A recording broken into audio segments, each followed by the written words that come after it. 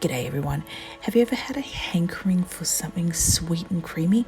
Well, panna cotta is the way to go about it. It is a simple Italian dessert that anyone can be able to make.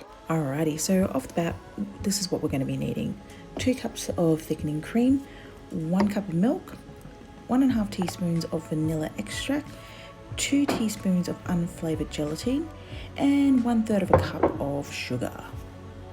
In a jug, put all of your ingredients, excluding the gelatin, into a jug and give that a thorough stir through. For your gelatin now, so you're going to need 2 teaspoons of gelatin.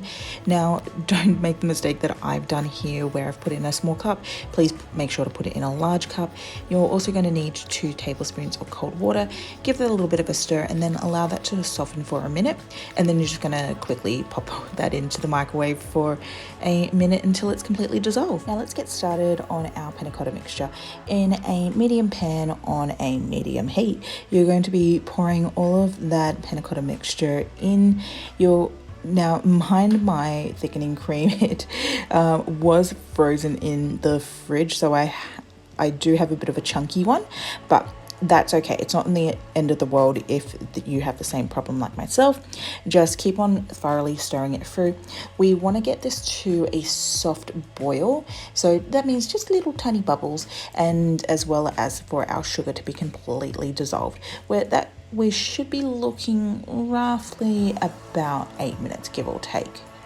Once that's all nice and well incorporated, you're going to be putting in your gelatin mixture and giving that a thorough mix through.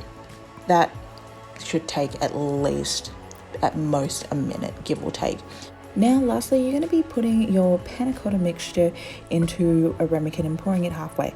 Now, as you can see, I've put a jam base at the bottom of my ramekin.